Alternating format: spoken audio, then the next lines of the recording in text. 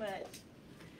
Good morning. Councilor Wardine Alexander, Birmingham City Council President, representative of District 7. I just want to take this opportunity to speak on behalf of the City Council for our unanimous support of bringing these programs, these opportunities for our neighborhoods. It's a continued commitment, along with Mayor Woodfin, for community revitalization and to make Birmingham a great place to live, work, and play. We're most excited about the changes that will be provided to our parks, to our libraries, and to our neighborhoods, as well as the entertainment opportunities that we'll be bringing to the district in District 8, as far as well the city. So again, we were very excited to be a part of this and being able to approve this and bring these opportunities to our residents. Thank you. Do you all have any questions for Madam President before she leaves?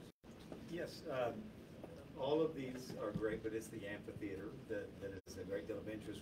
What for you and the council, what was it about the amphitheater that made it a wise and smart investment? Well, again, it is part of bringing this to closure, to bring this entertainment opportunity, this revenue generation for our residents, for visitors to our city. We think this completes the footprint that we're looking for in the Uptown District, and so we're just excited again to bring these opportunities, bring people into the city of Birmingham, make this something that can be worthwhile to all of our residents, and again, the generation of economic wealth that we'll bring with this will also be very important to us as people come in and visit our city. We've seen that the entertainment that has gone on in that area has been very phenomenal, and so we think this will be a great addition.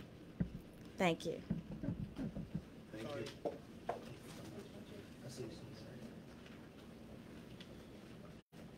Hey, good morning, everybody. Good morning. It is good to see you all this morning. A couple things I want to do. I'm not even sure I can use this podium. The podium has been taken over by the media. Thank y'all so much for your assistance.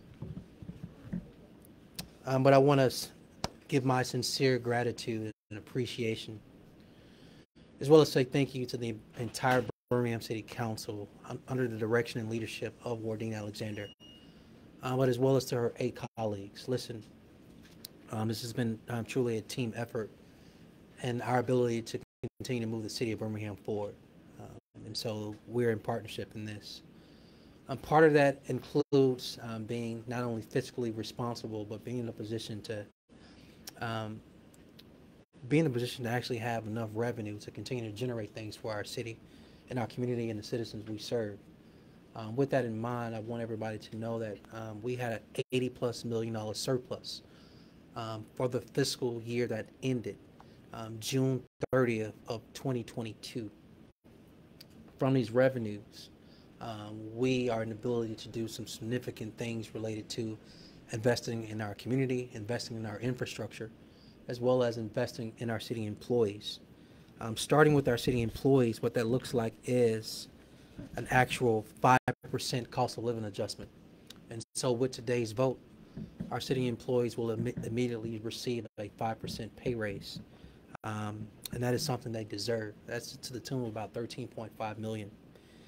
Coupled with last spring's cost of living adjustment, that is a 10% cost of living raise within 1 year. And so we will continue to make necessary investments in our employees, and this is our way of saying thank you for being on the front lines to provide services to all the citizens of Birmingham.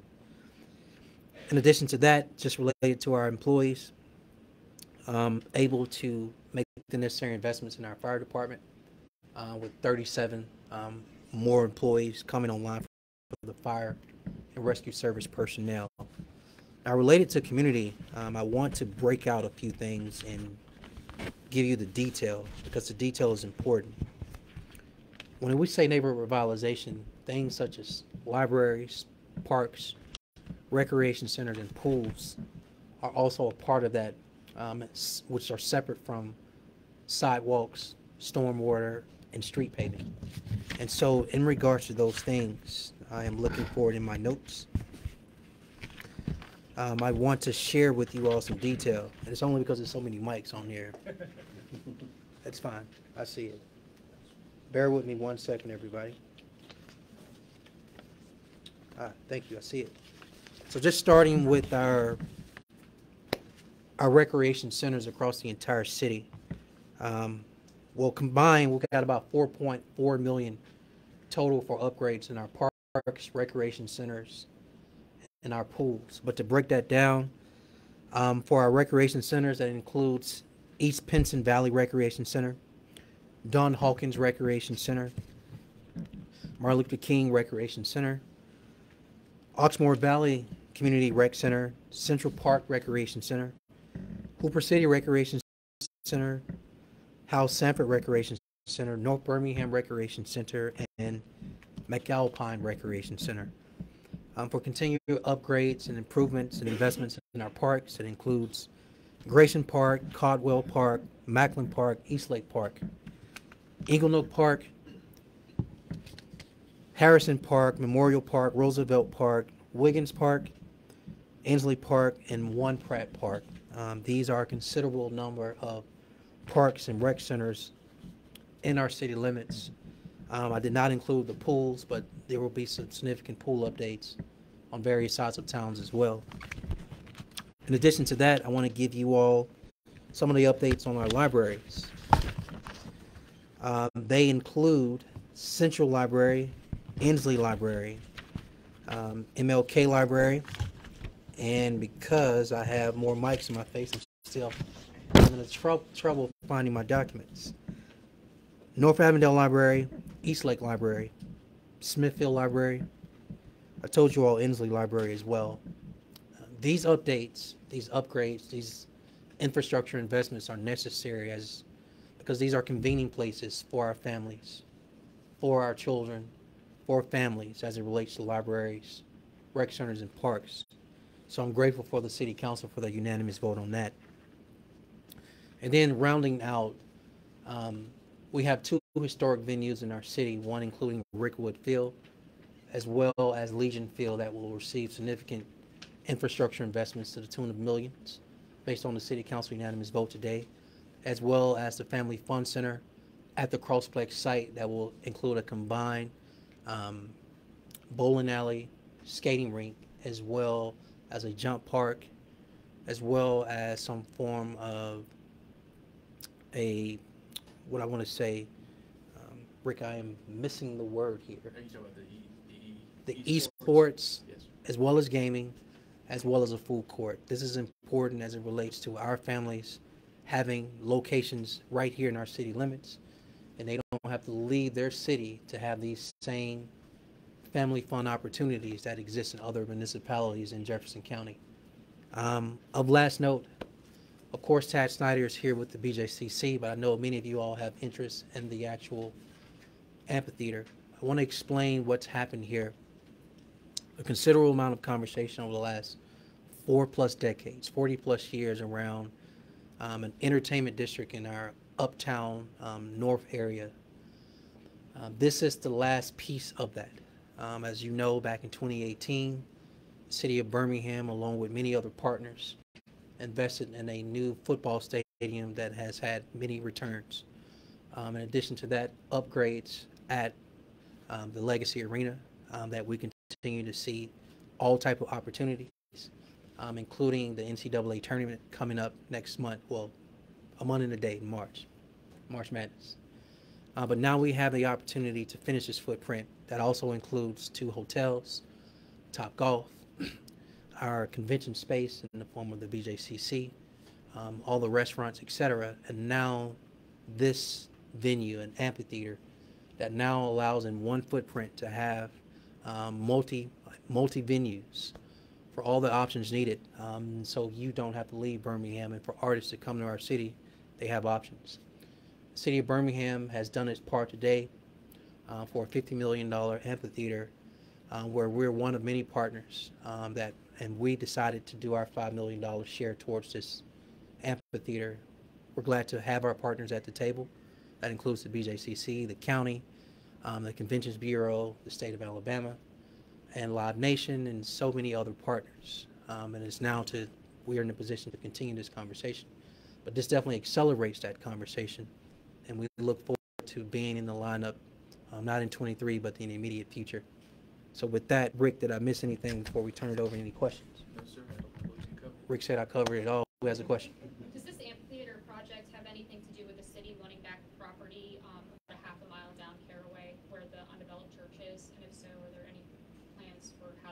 redevelop that property?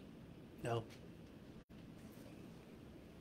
No. It doesn't. Who else? You recently attended a large event. In your eyes, is this going to be critical in getting larger performers here? How big a deal do you think this could be to Birmingham spot?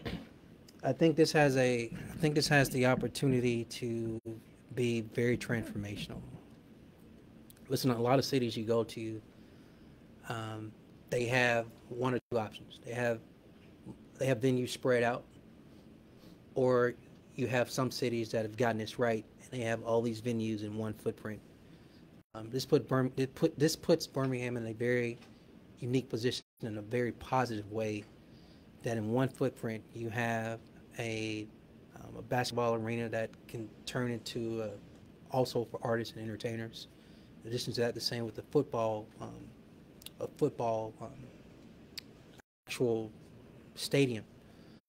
We've seen Garth Brooks, for example, turn that into an actual, for an artist to perform, well above 50,000 people that attended that. And now you can close that loop with this amphitheater. So having an amphitheater, a football stadium, and a basketball arena in one footprint provides artists various options. And I think this puts Birmingham on the map. It puts us in the circuit loop conversation for artists when they have their tours and they consider the South, to also include Birmingham in that conversation. Mayor, I know when this was first brought up, there were some questions, I guess, with Oak Mountain and Live Nation. Have you guys worked that out, or is this money kind of put you guys ahead of the game? Well, a couple things. That conversation is above my pay grade. The city of Birmingham hasn't necessarily participated in that conversation. I think those conversations have continued to be a part of Live Nation and the BJCC. But all in all, I think that things change and things can be positive. And I think it's a net win for the area. Who's next? A few months ago, when we first started covering this story, when the news broke, I think back in late October, a few council members were hesitant about putting their vote to support the funding, saying it could go elsewhere. Clearly it was passed and approved, so what conversations happened, what discussions happened to get everyone on the same page with this project? As you stated, the council passed this unanimously today, so I think there have been extensive conversations. I think we started a process. That process included the BJCC coming before this council and multiple public meetings as well as one-on-one meetings. I think this council held my feet to the fire of walking and chewing gum at the same time. That if we're going to make this type of investment, and that we needed to make investments across the city, citywide. We continue to do that. Walking and chewing gum. That we can support a new stadium. We can support a new amphitheater. We can support the upgrades and refurb of Legacy Arena. But we can also invest in parks, and recreation centers, and libraries, and pools. We can also spend $12 million towards street paving and continue to invest in our sidewalks and our city stormwater and other infrastructure needs. So I think this council is progressive. I think they support sports and entertainment opportunities and ideas. But if we're going to make those million-dollar investments, then we equally agree. Let's also make multi-million-dollar investments in the community. And I think today proves that we can do both. With the $80+ million surplus, majority of this money is actually spent in communities, in neighborhoods towards revitalization. Anybody else? What would you say maybe to the city's success in this budgeting process to allow this surplus to do this funding project? Yeah, well, actually, I'm going to send a big shout out to the citizens of Birmingham as well as our guests and visitors coming into our town. I think when you look at the fiscal year of July 1 of 2021 that ended June 30th of 2022, we saw, I guess we're at this point, post-coronavirus, people actually being outside, the city opening up, opportunities existing in the city, people shopping, people eating, people entertaining themselves and supporting that things. So many opportunities existed in sports and entertainment. So just from a sales tax standpoint, we saw a significant increase in revenue. But I think we also saw the struggle in our ability to hire, which we believe this year will be better. but there was also a surplus in personnel because we were not able to fill every position. So the combination of the increase in sales taxes and other forms of taxes up, combined with surplus personnel, that put us in a position to have such a high surplus. But we wanted to make sure the surplus went back to those employees who did not have probably an additional person to the left or to the right of them, which is why they were able to get a 5% cost of living adjustment. These same employees need new equipment, fire trucks, police vehicles, Department of Transportation vehicles, and so making the necessary investments in our employees as well as giving back to the community where our citizens live. We're in a position to do that with the surplus. The council had a moment of silence to start today about the situation in Memphis and with Harry Nichols. Can you give us an update? And that's something you've been quite outspoken about yourself, but just an update on the Civilian Review Board and kind of how you think our city is doing relative to. Well, I think it's important to start with just acknowledging I would say the murder of Tyree Nichols. Not only extremely unfortunate and unnecessary, but painful to watch, painful to hear his voice, hear the inflection, tone, and fear in his voice, him calling out for his mom. I guess my heart is heavy because it's thinking about his mom, it's thinking about all mothers who've lost sons to any form of violence like that.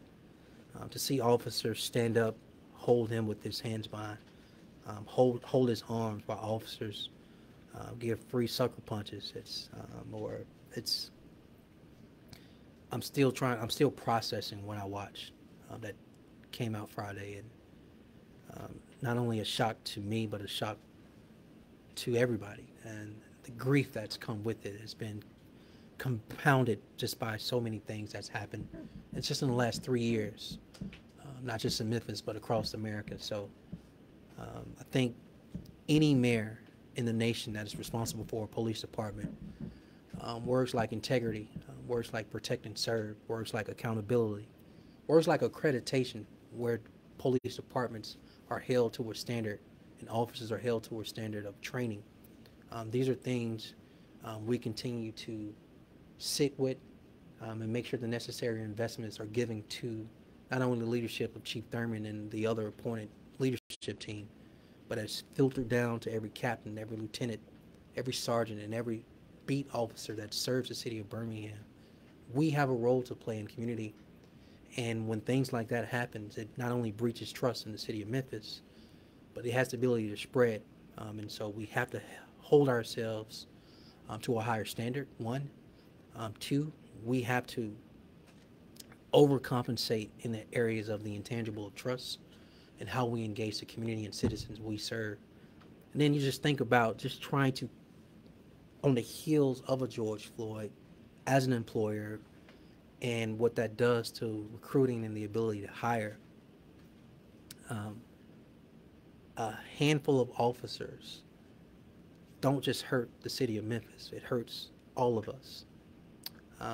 But still, compared to all of that, what I've said, most of my energy is focused on the loss of life and the strength of his mother that's been on display that we've seen across the nation over these last few days is a testament. And so my expectations are still high, but all of us have to do better in serving the public. Related to the Civilian Review Board, I've just stood before you and I've talked about all these accolades and positive things we've done. This is an area that we haven't fully gotten right yet, and we got to. We had our number of people on there. Somebody had to resign and pull out, and we just haven't gotten our Civilian Review Board off the ground the way our citizens deserve. And so I will be back before the public, I will be back before our citizens, and I will be back before the media to give a full update and account on where we are with our Civilian Review Board. And that's a priority for you, the Civilian Review Board? Absolutely. Yes, sir. Who else? Do you have any thoughts or reaction on the inmate release today? Yes. The first thing is, as mayor, I try to strike a balance. Let me fully state that I think you all have watched over the last 5 years. I still, before you, I lost count, standing before the media talking about all the tools in the toolbox related to how do we address crime in our community. One of those tools includes reentry. And so I'm not going to be a hypocrite. I'm going to stand before you and tell you I support reentry efforts, and we've spent local tax dollars supporting reentry efforts. But I also think there's a balance. The Alabama Department of Corrections, the state of Alabama could have been a better partner in communicating with local DAs. They could have been a better partner in communicating with local communities and included mayor's office. And let me tell you what they definitely could have done a way better job in. That is communicating actually with the victims of crime, right? We were told, I only got notice of this. Today is Tuesday. I got notice of this Saturday, and it wasn't from the Alabama Department of Corrections. I talked to our local DA. I think he didn't get notice either. And so imagine if you are a victim of one of those crimes. And these were not just crimes against property. These were not smaller crimes. A lot of these crimes had, particularly for Jefferson County, were crimes against victims that included murder, that included rape, that included robbery, that included manslaughter, and a host of others. And so, yes, we've been told about the electronic monitoring and all of those things. But the Alabama Department of Corrections has not only the authority, but they have the responsibility as it relates to the release of those in their custody. How do they provide services, whether it's ID or any other forms of identification to help people transition back into the community. But their style of not communicating with folk has not only been a concern to me, but I imagine for the victims of these crimes as well. And so if the city is in a position to help the men and women who are transferring out of state custody, who enter Jefferson County, who are citizens of Birmingham prior to entering, if we are in a position to help, we will. But we want the Alabama Department of Corrections, as well as pardon and paroles, as well as probation services, to do their job to make sure these men and women have the services that they need, because that's the state of Alabama's responsibility. Anybody else? With the 4.4 million in Parks and Recreation investment from this, can you talk a little bit about sort of progress update on the Safe Havens program? If you're interested in expansion, those sorts of things, what have you been hearing? Yeah, so the Safe Haven, as you know, part of, again, our prevention efforts included expanding the hours at certain recreation centers for our youth in our community, after school, weekends, etc., to provide safe havens for them if home wasn't safe or community wasn't safe. This program has been led by Sinead Eddings, who leads our Park and Recs department. She has touted so many positive stories as this being productive in certain rec centers. I think one of the most positive ones is MLK, which is off 6th Avenue South. We believe, again, with these updates and these infrastructure investments in our parks and our rec centers, that we're definitely in an opportunity to expand. I'm going to expect more information from her on how the program started at a few places, which we know has been positive, but based on the information she shares with us, it definitely puts us as an opportunity to expand the opportunities of safe havens at more recreation centers. I also wanted to ask, how far does $600,000 for sidewalk repair go? It doesn't go very far, right? I think, if I am correct, we have millions of dollars worth of sidewalk repair that has to be done. So what you see here, I believe, is for a certain project, 2 projects, if I'm correct. Separate from that, James Fowler, who leads the Department of Transportation, has been bundling a significant amount of dollars to receive matching dollars to do a citywide sidewalk project that does not include what you have in your hand. Hey, Mayor, real quick, you have on green houndstooth. Yes. Is that in support of the Philadelphia Eagles? A couple things, everybody. Roll Tide. 2, Huge shout out to Jalen Hurts. His 3 years at Alabama proves to not only be a starter but a leader. I had a chance to meet him while he was still an athlete quarterback at the University of Alabama. And he's proven what all of us have known for all of these years, that he is a true leader in style and bringing people together, the quiet leadership that just goes out there and plays the game, but plays it with such a style that that is contagious in a very positive way. Shout out to the Philadelphia Eagles, and they will win the Super Bowl. Don't give me a hard time if that doesn't happen, but I'm rooting for the Eagles. And what does your lapel pin say? African American Mayors Association. Thank you. Reminder, if I may, Tad Snyder's over here too. Can he come here? Tad, they want you, sir. You're up. Step right up. Thank you, everybody. The mayor does have a couple of other pieces. Does anybody else have anything before we wrap them up? Thanks, everybody, for your time. Appreciate it. Tad, it's all you. Good morning, everyone. Good morning. You just got to give your thoughts on this, the amphitheater funding, another piece is in place. Yeah, absolutely. So, want to give just a credible amount of thank you to the mayor for his leadership, Council President Woodfin Alexander, and the entire Birmingham City Council for another step forward in this project. There's a number still remaining. Obviously, we started back in October with support from the Greater Birmingham Commission of Visitors Bureau. The BJCC board took action in December relative to their portion of the upfront commitment. Thank you to the City of Birmingham, through the mayor and the council today, and then we have some more steps remaining. But over the next few months, I think all this looks to be coming together nicely. How soon can someone come see a concert here if everything goes as planned? Yeah, we'll know that later this spring. I mean, at the point at which all the funding is assembled, the financing can be executed, when construction can start, of course, everything kind of pivots off that date. Ideally, we're looking at sometime in the 2025 amphitheater season, but we'll know that in the next few months. What's missing? What are the other pieces remaining? So, there's multiple partners in the project, as the mayor mentioned. You have the contribution by the Commission of Visitors Bureau, the BJCC, the city today. The county is a partner in this as well, and that piece still needs to be finalized, but is tracking well also. We have the ultimate operating agreement with the management partner that will be running the amphitheater, and the developer of the Star Uptown project as well. So those all pieces, they've been kind of worked on top of each other at the same time, and they're continuing to progress, and those are all the pieces that have to finalize over the next couple of months. I asked the mayor about it. I guess if you commented about when it first came out about the amphitheater with the Live Nation.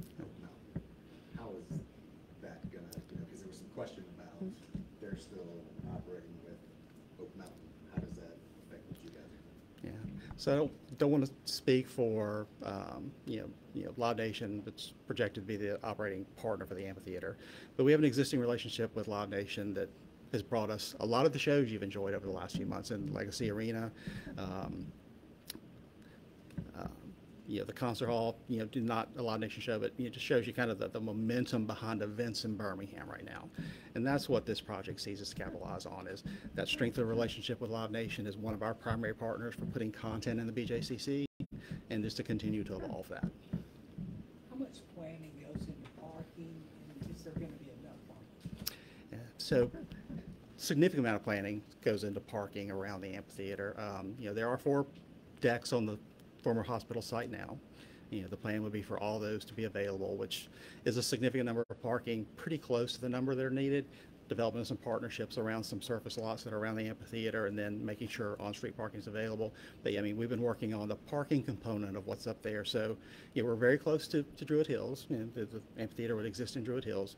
Very sensitive to the neighborhood relationships between Norwood, Druid Hills, Fountain Heights, Evergreen, and going back towards the BJCC in Center City. So a significant amount of planning goes into parking. Do you ever think you'd see this day coming, Tab, where you're seeing the redevelopment of this area after it's sat vacant so long? Yeah, well, I think it's really speaks to the strength of leadership in Birmingham overall right now. Our partnership with the City of Birmingham, the City Council, with the County Commission, the Board of Directors of the BJCC. This conversation started a number of years ago around what ultimately belonged at the BJCC. And there's a lot of words that were passed around over the last 15, 20 years, but I think you saw a lot of positive momentum with coalescing around the stadium, coalescing around reinvestment in Legacy Arena that's going to pay dividends. Well, has since last December, since reopening. If you've seen the show lineup through the spring, it's amazing, but kind of capped off with the NCAA tournament next month, as the mayor said. We were able to secure that bid on the commitment of the investment, not even finalizing the investment. You kind of layer that into a 2-week run of Hamilton right now. I don't know how many of you have had the chance to see that or going to see that. It just speaks to Birmingham as a market, the strength of, if good entertainment comes, people will buy the tickets. It just elevates Birmingham as a market nationally for those who are looking to play shows, and this is just another piece of the puzzle. Good. Thank you. Thank you, everyone. Appreciate it.